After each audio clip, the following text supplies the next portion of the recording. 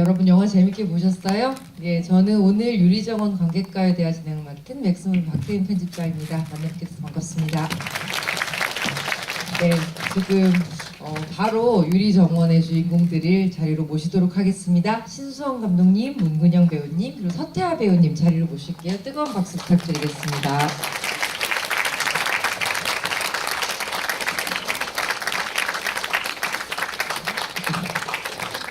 네, 그러면 앉아서 인사 먼저 드릴게요. 네, 안녕하세요. 오늘 기자회견에 온 것 같은데요. 네. 늦은 시간에 이렇게 와주셔서 감사합니다. 감독 신수원입니다. 네, 안녕하세요. 재현 역을 맡은 문근영입니다. 네, 안녕하세요. 정교수 역 맡은 서태하입니다. 네, 오늘은 지금 사실 여러분들께서 이렇게 자리를 꽉 채워주셨다는 얘기를 듣고 밖에서 감독님과 배우분들이 관객과 더 많이 얘기할 수 있는 시간이었으면 좋겠다고 하셔서 기본적인 얘기 한두 개 정도만 들려주실 거고 나머지는 바로 관객 여러분들이랑 대화하는 시간으로 이어가도록 하겠습니다. 우선 그 세 분께 간단하게 첫 인사 겸 영화에 대한 소개해 주시는 시간이 될 것 같은데요. 감독님, 이 작품을 만드시게 된 그 첫 시작의 이야기들 좀 해주시고 배우님들께서는 이제 캐릭터에 대한 소개랑 이 캐릭터의 매력, 배우님들이 느끼신 그 매력에 대해 간단하게 소개해 주시고 질문 이어가도록 하겠습니다. 감독님. 이 영화는 그 나중에 엔딩 그 후반부에 보면 지훈과 재현이 숲으로 사라지기 전에 나오는 대사가 있잖아요. 그래서 인간은 어쨌든 그 나무들은 서로를 어쨌든 그 해치지 않는데 인간은 서로를 죽여요. 이런 거기에 어쨌든 이 영화의 그 주제가 담겨 있다고 저는 생각을 하고, 그래서 그런 어떤 공존, 우리가 인간이 어떤 욕망 때문에 어떤 타인의 삶에 개입을 해서 그들의 삶을 사실 뭔가 피해를 주고 이런 일들이 많잖아요. 그래서 그런 것들을 생각하면서 이 영화를 만들었습니다.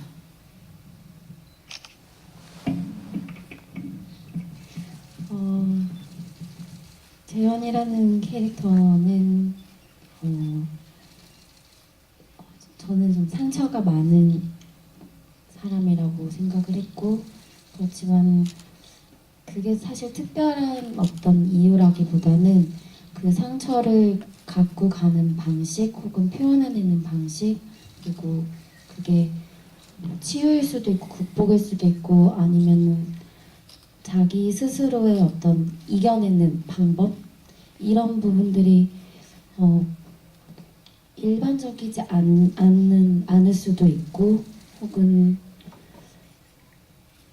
자기만의 어떤 방법을 가지고 풀어내는 그런 삶의 이야기일 수도 있겠다는 생각이 들었고, 사실은 그런 부분에 매력을 많이 느꼈던 것 같고, 그래서 되게 이해하고 싶고 또 많은 분들에게 이해받았으면 좋겠다는 마음이 같이 들었던 캐릭터였어요.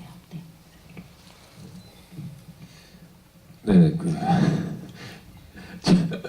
아니 제가 왜 웃냐면요. 정 교수 얘기할 때 제가 캐릭터 얘기할 때 처음에는 그냥 현실적이고 이런저런 그런 캐릭터입니다라고 얘기를 많이 했었는데요. 이제 시간이 지나면서 자꾸 정 교수에 대한 변명 아닌 변명을 하게 되는 것 같아서, 왜냐면은 자꾸 나쁜 사람이라고 생각하시는 분들이 있어서 정 교수는 그렇게 나쁜 사람이 아니고요. 배려심이 굉장히 강하고 책임감 있는 그런 캐릭터인 것 같습니다. 그러니까 처음 보는 재현을 처음 만났을 때도 처음 보는 사람의 걸음 속도도 같이 맞춰주고, 그 다음에 재현의 연구 결과를 뺏어왔다고는 하지만 사실은 랩을 살리기 위해서 어쩔 수 없는 선택이지 않습니까? 자꾸 변명을 하게 돼. 예, 그러한 배려심 많고 책임감 강한 그런 캐릭터입니다. 감사합니다. 네, 감사합니다. 여러분 박수 한 번만 주세요. 뭔가 비겁한 변명이라고 말하고 싶지만 굉장히 그 캐릭터에 대해서 이해할 지점이 사실 많은 인물이라서 캐릭터들이 좀 그런 것 같고요. 아 감독님 그 질문 관객 여러분들께 드리기 전에 저도 관객으로서 궁금한 게 하나 있었는데 우선 첫 번째는 유리정원이라는 이 제목이 참 그러니까 영화를 보고 나면 너무 자연스러운 제목인데 처음에 이 제목을 지으실 때는 되게 생각을 많이 하셨을 것 같다는 생각이 우선 하나 들었고요. 이 유리정원이라는 제목. 또 하나는 이제 이 작품 속에 유리정원이라는 소설이 써지잖아요. 근데 그 글들이 굉장히 매력적이에요. 그 문장 하나하나가 되게 매력적이라서 책으로 나왔으면 읽고 싶다라는 생각을 좀 하는데 아마 그 문장들은 감독님이 직접 다 쓰신 게 아닐까라는 생각을 해서 그 문장을 쓰실 때 좀 생각이 다르셨을 것 같아요. 시나리오를 쓰시거나 연출을 하실 때의 또 작가와 직접 또 글을 쓰실 때 작가적인 느낌 좀 다르실 것 같아서 그 두 가지 먼저 좀. 우선 요리정원이라고 한 거는 그 재현의 공간, 이게 되게 부서지기 쉬운. 그래서 우리가 살면서 사실 그 재현뿐만 아니라 자기의 어떤 터전, 삶의 안식처가 어느 순간 되게 부서질 수 있는 그런 걸 많이 느끼잖아요. 그래서 유리정원이라는 제목을 지었고요. 그 다음에 소설은 제가 원래 옛날에 영화 하기 전에 사실 소설 작가가 되고 싶었던 사람이었고 그래서 되게 오랜만에 사실 이 시나리오 쓰면서 소설 문장을 어쩔 수 없이 썼는데 좀 시나리오에 익숙하다가 소설 문장을 쓰니까 좀 나름 재밌더라고요. 오랜만에 다시 소설 쓰던 기억을 떠올리면서 문구를 이제 바꾸고 근데 이제 영화는 또 소설하고 매체가 다르기 때문에 장면으로 표현을 해줘야 되잖아요. 근데 그런 것들 때문에 이제는 좀 전략적으로 많은 걸 넣을 수가 없었어요. 그래서 그런 것들을 엑기스들을 뽑아서 넣고 또 여기에 태훈 씨의 어떤 목소리가 굉장히 잘 어울렸던 것 같아요. 그 나레이션 목소리가 정말 옆에서 소설을 누군가 읽어주는 것처럼 그래서 그런 것들이 되게 즐거운 작업이었습니다. 소설을 따로 내실 계획은 없어요? 게을러서요? 못할 것 같습니다. 그러면 배우님과 감독님께 질문하실 관객 손 들어주시면 저희 마이크가 갈 거고요. 우선 이렇게 순서대로 한 분씩 관객 여러분을 선택해 주시면 좋겠습니다. 우선은 감독님께서 먼저 관객분을 한번 질문하신 관객분을 선택해 주시면 어떨까요? 저기 맨 앞에 있으신 분.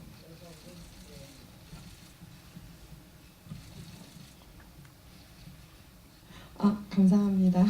이런 기회가 주어져서 우선 좋은 작품을 보여줄 수 있어서 너무 좋았던 것 같고 볼 수 있어서 좋았던 것 같고요. 노력해주신 스태프분과 감독님 그리고 문근영 배우님들을 비롯한 우리 배우분들께 감사드립니다. 이 영화가 솔직히 조금은 난해하다는 생각이 좀 들긴 했는데 점점 보면서 재현이라는 캐릭터에 조금 빠지게 되더라고요. 그러면서 아무래도 문근영식 팬이다 보니까 재현이라는 역할을 하는 동안 혹시 힘들지 않았을까, 힘든 부분이 없지 않았을까라는 생각이 좀 들거든요. 혹시 연기하면서 그런 부분이 없었나 싶고요. 감독님께는 혹시 이 각본을 직접 쓰신 걸로 알고 있는데 감독님께서 이 각본을 쓰실 때 재현이라는 역할을 문근영 배우로 두고 쓰셨는지 그게 좀 궁금합니다.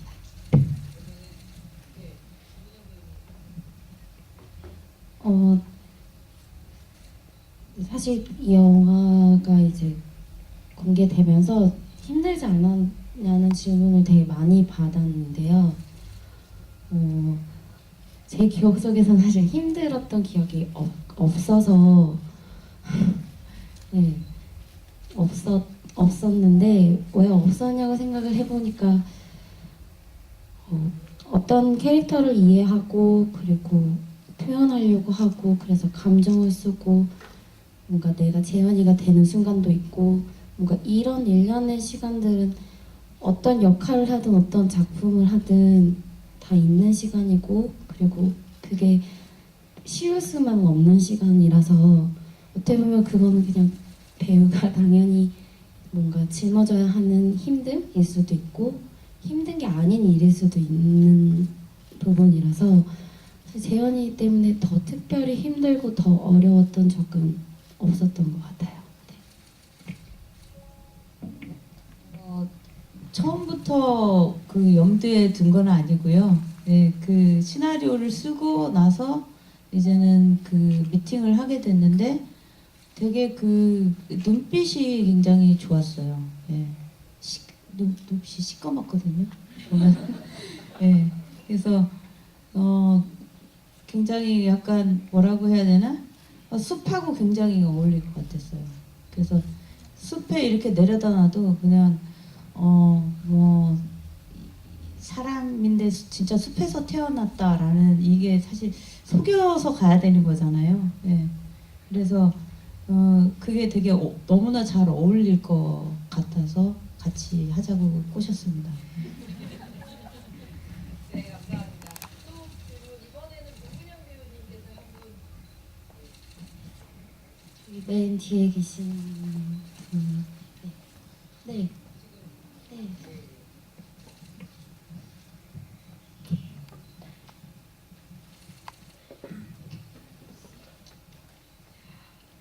재현이라는 캐릭터를 보면서 일단 처음부터 많이 상처받았을 것 같은 캐릭터라는 생각을 했어요.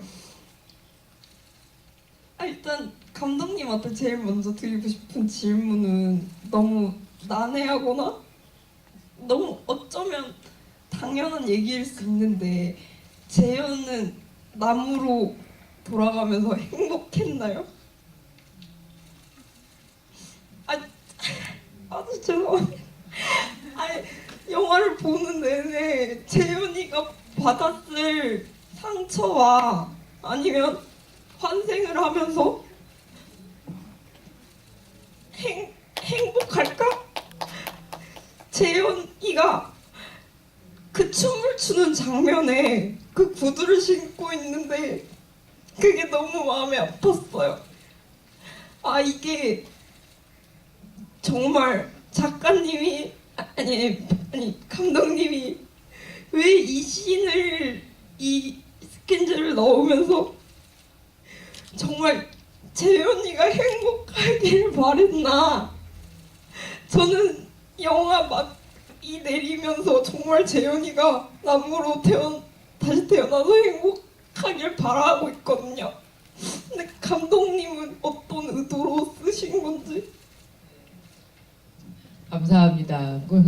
문근영 배우님이 진짜 영화를 보고 같이 복명한 관객분을 질문을 받으신 것 같다라는 생각이 들어요. 약간 이렇게 정말 행복했냐라는 질문을 사실 저도 감독님과 이 작품을 몇 번 그 전에도 뵙고 얘기를 해봤지만 그걸 물어봐 준 사람은 없었다는 생각이 좀 들어서 되게 아마 감독님이나 배우분들 되게 마음 찡한 질문일 것 같다는 생각이 들었습니다. 우선은 감독님께도 먼저 여쭙고 문근영 배우님께도 한번 여쭈면 좋을 것 같다는 생각이 들어요. 감독님.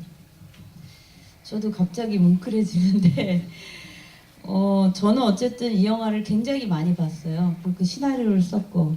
근데 저는 이 재현이라는 인물이 결국 마지막에 그 지훈이 몇 년 후에 숲에 갔을 때 나무로 변해 있잖아요. 그때 굉장히 아름다운 모습으로 변해 있기를 원했어요. 그래서 그건 CG거든요. CG팀한테 굉장히 CG팀이 만들어 온 걸 계속 바꿔달라고 했어요. 되게 자연스럽고 그 안에서 뭔가 나무는 1000년을 살잖아요. 인간은 사실 길어야 100년이고 많이 상처를 입었지만 그 상처를 입고 자살도 하고 이런데 저는 재현이 환생을 하길 바랬어요. 그래서 그 숲을 지키는 사람으로 다시 태어난다고 생각했기 때문에 그 마지막 그 장면을 찍을 때도 사실 저희가 나무를 절반만 만들어서 찍었거든요. 그래서 그때도 그 장면을 찍기 위해서 굉장히 많은 공을 들였고 가장 아름다운 모습이어야 된다고 생각을 했어요. 그래서 그렇게 했고 그리고 나서 제가 영화를 본 다음에 몇 번을 봤더니 최근에 이제 극장에서 보다 보니까 저 스스로 제가 왜냐면 이 시나리오를 쓴 지는 꽤 오래됐거든요. 촬영한 것도 1년이 됐는데 그리고 나서 이 영화를 보니까 마지막에 제가 느낀 건 뭐냐면 자유를 느꼈어요. 재현이 지훈과 있다가 숲에서 사라져 갈 때 다리를 절지 않고 자유롭게 걸어가잖아요. 그때 사실 고민을 했어요. 다리를 절게 할까 안 하게 할까. 그러면 누가 미션 임파서블이냐고 이런 말을 했었어요. 근데 근영 씨한테 그냥 걸어가자. 이 사람은 이젠 자유로워지는 거죠. 자유로워지게 해주고 싶었어요. 이 숲을 떠나면서. 근데 떠나는 게 아니라 몇 년 후에 갔을 때 숲의 주인이 되어 있는 걸로 만들고 싶어서 저는 재현을 행복하게 만들고 싶었습니다.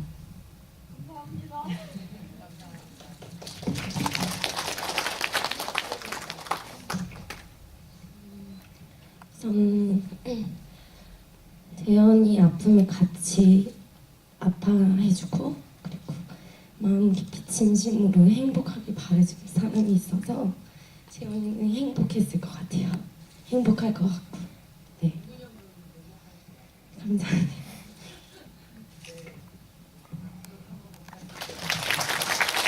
그러니까 원래 이렇게 감동적인 이 여운은 또 쭉 가지고 가야 되는데 자칫 좀 무거워질 수 있으니까 제가 서태하 배우님한테 분위기를 업시키는 질문을 하나 드릴게요. 저는 그 말씀 되게 동의하거든요. 그러니까 나쁜 사람이 아니잖아요. 그 사람도 정 교수도 자신의 현실 안에서 선택을 했던 사람인 건데 그럴 수밖에 없는 선택들을 한 근데 사람인 지금 건데. 갑자기 너무 나쁜 사람이 된 것 같은 느낌.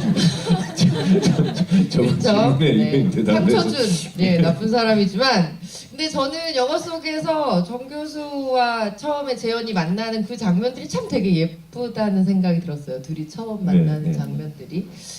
그 장면을 찍으실 때 그리고 나중에 정말 나쁜 정 교수를 찍으실 때 그 사이의 간극에 대해서 배우님은 어떻게 생각 표현하고 싶으셨는지 궁금했거든요. 그 사이에 간극도 간극이지만요. 처음에 그 씬은 이제 좀 뒤에 찍었어요. 뒤에 찍었는데 그 처음 재현이를 만났을 때 그 감정, 그 다음에 그런 순간의 감정이 생긴 거잖아요. 그 재현이에 대한. 그 다음에 재현이는 그 대사에도 나오지만 처음으로 자기 이 걸음걸이를 속도를 맞춰준 그런 것 때문에 정 교수가 마음에 들어왔고 정 교수는 재현을 보고 그 느낌으로 좋은 점이 들어왔으니까 이게 속도도 맞춰지고 그런 감정이 이렇게 싹이 텄는데 모르겠어요. 중간에 워낙 이 정 교수와 재현의 이 관계가 이게 점차적으로 이렇게 감정이 쌓아져 가는 게 아니라 점핑되는 게 좀 많아서 그거는 좀 의도가 있는 것 같아요. 그래서 정상적인 이 사랑하는 관계는 아닌 것 같은 느낌이에요. 그 점핑되는 그 부분도 그런 걸 표현하기 위해서 그렇게 하신 것 같은데 모르겠어요. 정 교수 제일 관객으로 보기에도 정 네. 교수가 제일 얄미웠을 때는 언제셨어요? 저는 그때 정 교수를 때리고 싶었습니다. 언제요? 재현이가 마당에서 하이힐 신고 돌아다니는 그거는 제가 생각해도 정 교수가 나쁘다고 생각은 안 하는데 그 장면은 굉장히 정 교수가 인간적인 실수를 했구나 이렇게 보면서 그런 걸 많이 네, 아마 많은 관객분들이 같이 때리고 싶으셨을 것 같다는 생각이 좀 드네요. 그러면 다음 질문 또 받아보도록 하겠습니다. 이번엔 서태하 배우님이 관객분 한 분. 네, 요 앞에 남성 관객분. 네.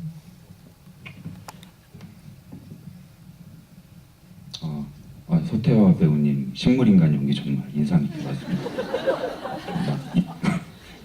오래 기억에 남을 것 같고요. 네. 감독님께 질문 드리자면 이 영화가 되게 섬세한 영화잖아요. 그래서 음악 사용에 대해서 욕심이 많을 법도 한데 막상 영화를 봤을 때는 음악이 되게 많이 안 나오거든요. 특별한 이유가 있는지 여쭤보고 싶습니다. 음악을 저는 뭐 되게 많이 안 쓰는 편이고요. 그러니까 음악이 어느 순간 방해가 될 때가 있더라고요. 요즘 영화들이 사실 음악이 되게 많이 나오잖아요. 근데 저는 오히려 그냥 숲을 바라보고 숲의 소리를 듣고 그래서 음악을 넣어야 되는 장면에서도 사실 사운드에 공을 들인 장면들은 음악 감독님이 만들어 왔는데 음악을 볼륨을 적게 해서 듣고 이렇게 해서 정겨서 주는 장면 같은 경우도 원래는 음악 없이 가려고 했어요. 사운드만 가지고.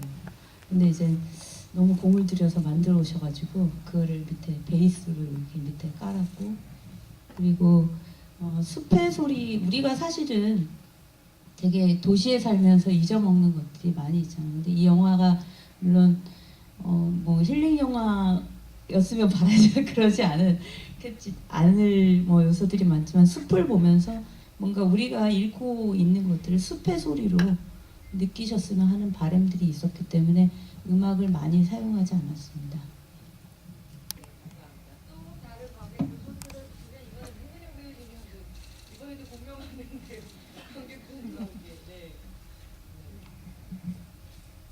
저기 뒤에 이렇게 예쁜 머리 색깔 염색하시고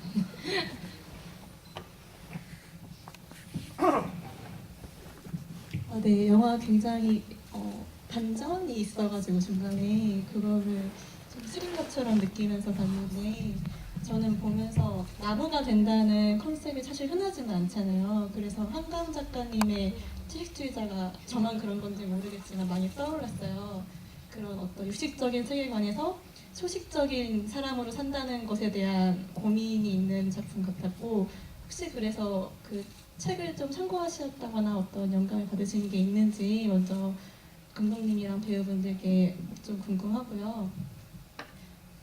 좀 그 가족인데 마지막에 지훈이 새가 살아난 거를 알려주지 않잖아요. 그러니까 그 실험에 성공을 한 건데 재현은 그 자신이 옳았다는 거 그 확신을 받지 못한 채로 자기 몸에 핀 어떤 병만 가지고 이제 사라지는데, 만약에 그걸 성공했다는 거를 알았다면은 조금 인생이 바뀌었을지 궁금합니다.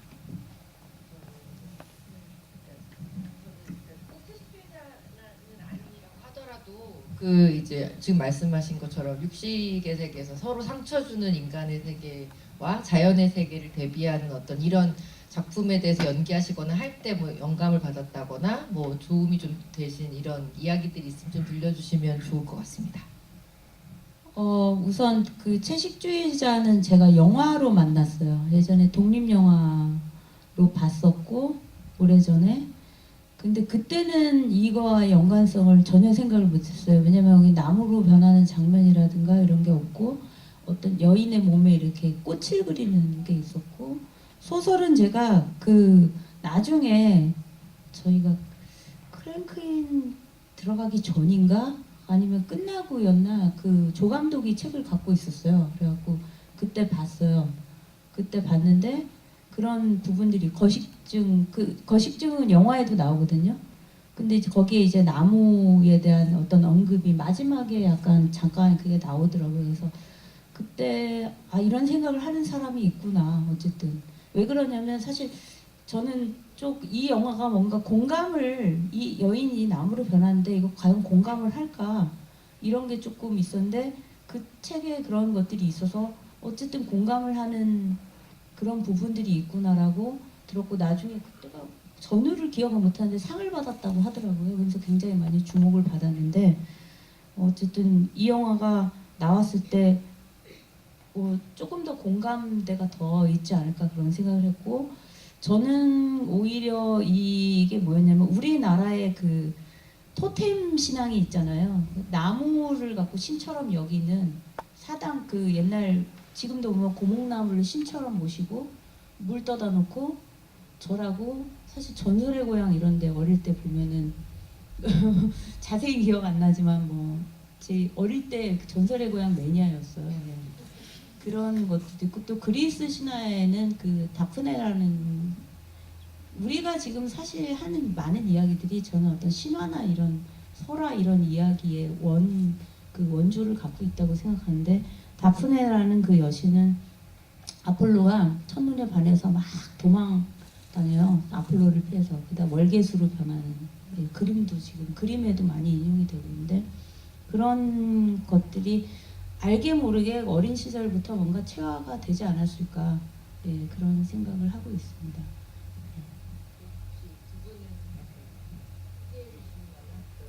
자연과 인간의 삶에 대한 이야기들을 공부하시거나 레퍼런스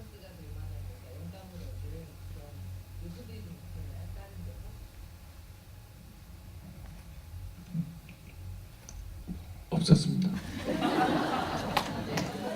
두 분 다 이 시나리오를 집중해서 연기하신 걸로 알고 있습니다.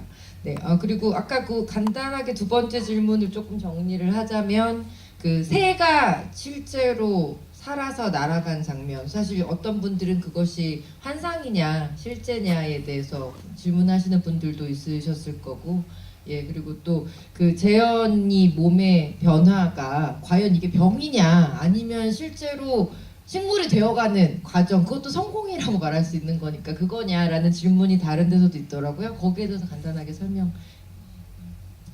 아까 그 질문한 게 어제도 질문이 나왔는데